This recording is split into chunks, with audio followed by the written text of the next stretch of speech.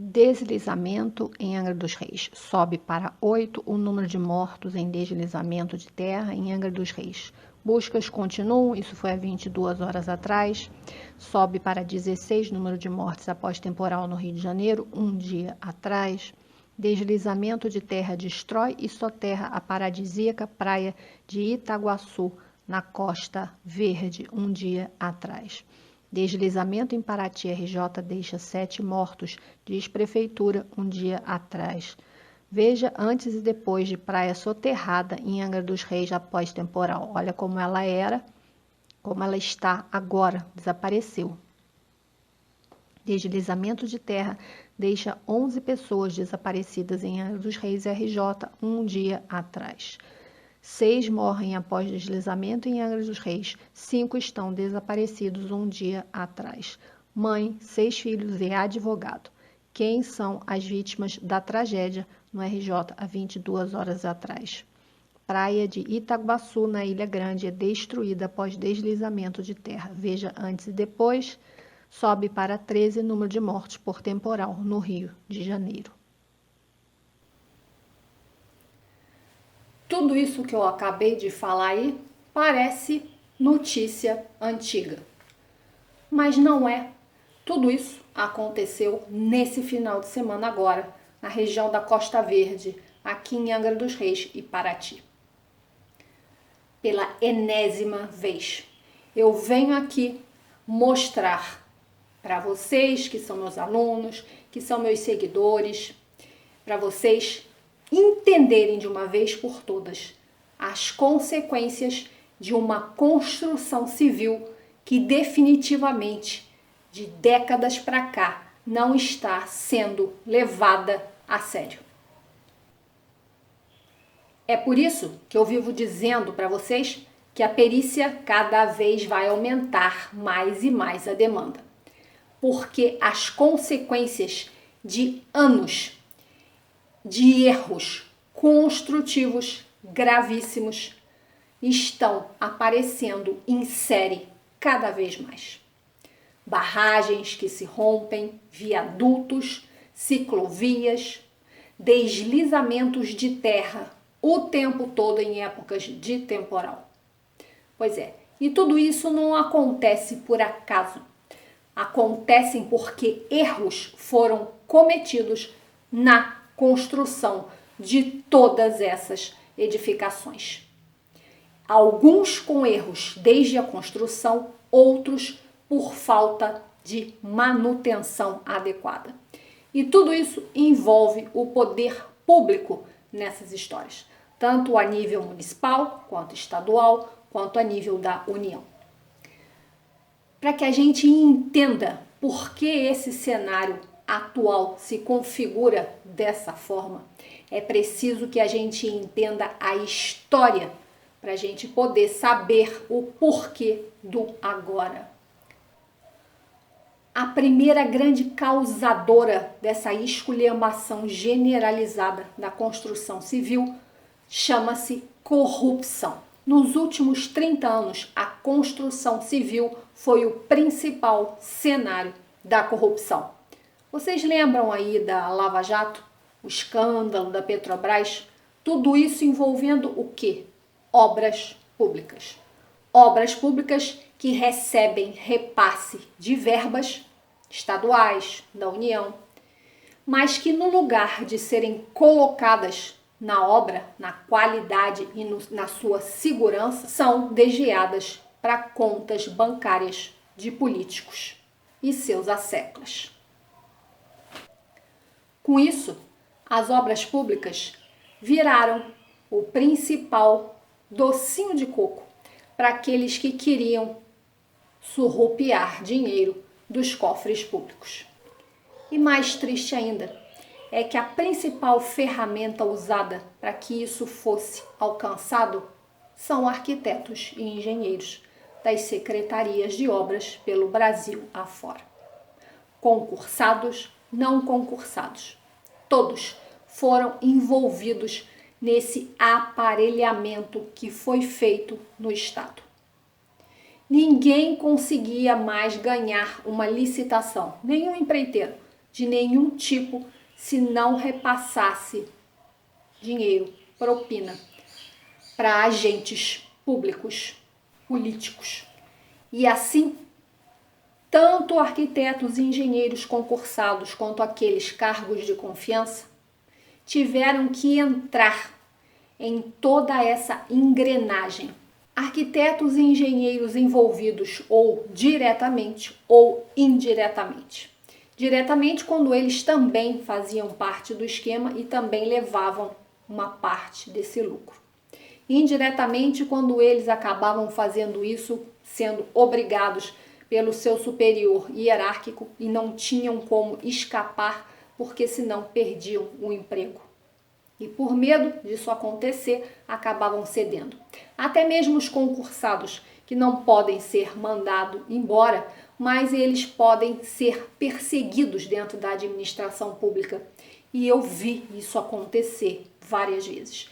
Concursados, servidores públicos sendo perseguidos de forma inimaginável. Sendo assim, eu sei muito bem do que eu estou falando. Esses deslizamentos que nós vemos frequentemente acontecer, isso é puramente causada por construções que são feitas em locais totalmente sem infraestrutura para receber nenhum tipo de edificação. As pessoas fazem isso, não existe uma fiscalização realmente dos órgãos públicos como deveria, para que isso não aconteça.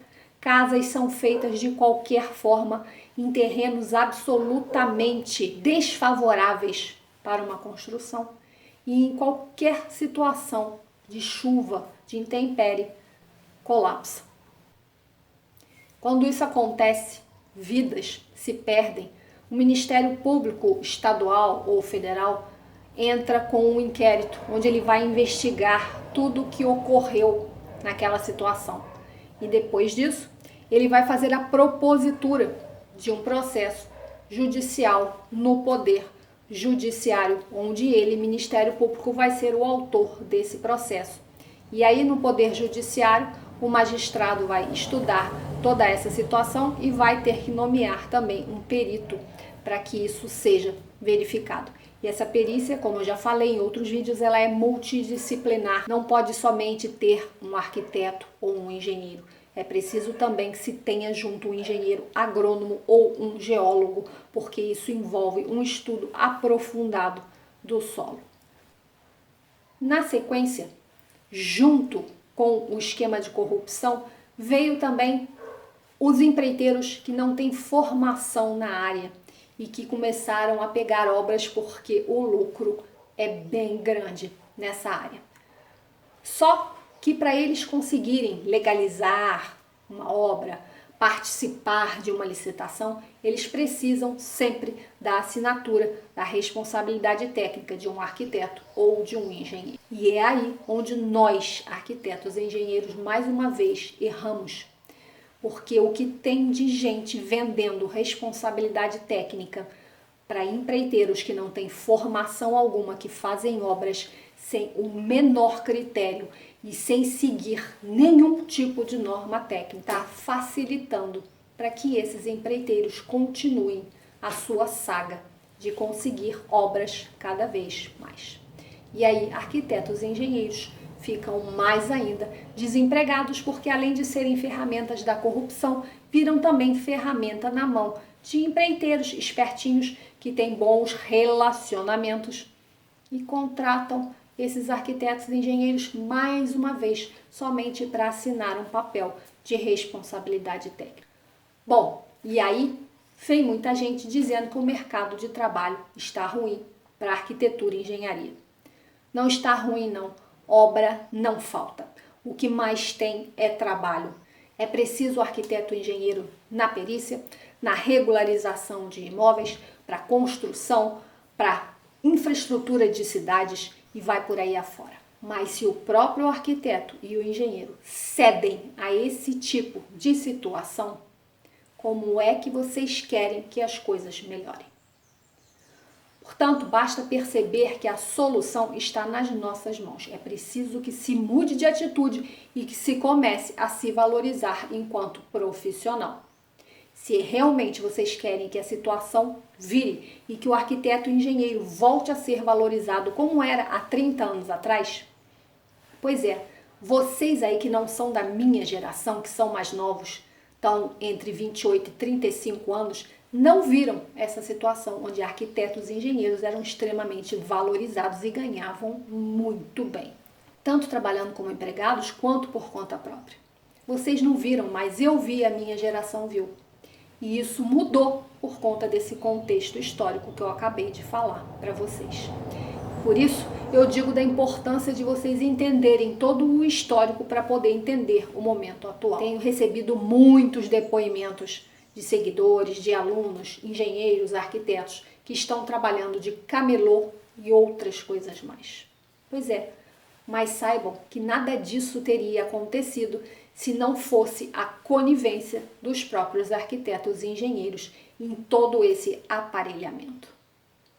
A situação é essa e cabe a nós a escolha se nós vamos mudar isso ou não. E a consequência de tudo isso é o que vocês estão vendo agora. Vidas e mais vidas repetidamente se perdendo por conta da construção civil feita totalmente sem nenhum critério. É isso aí. O nosso trabalho é de responsabilidade altíssima. Enquanto arquitetos e engenheiros estiverem cedendo a empreiteiros sem formação, que não têm atribuição nem legal, nem técnica para fazer obra de espécie alguma, esse tipo de situação vai continuar acontecendo. Enquanto os órgãos públicos não fiscalizarem, não tiverem efetivo de profissionais suficientes para fiscalizar construções sendo feitas de qualquer forma, em qualquer lugar, isso vai continuar acontecendo. Deslizamentos e mais deslizamentos incessantes nas estradas, aonde tem casas e vai por aí afora, porque não existe contenção de encosta adequada, não existe preocupação com isso. Toda vez que os órgãos públicos são chamados para esse tipo de responsabilidade, vira um jogo de empurra de um para o outro. Então, essa situação vai se eternizar enquanto isso não for levado a sério como deve ser feito. Quando é que as pessoas vão entender de uma vez por todas que construção civil é coisa muito séria? Fica aí a pergunta.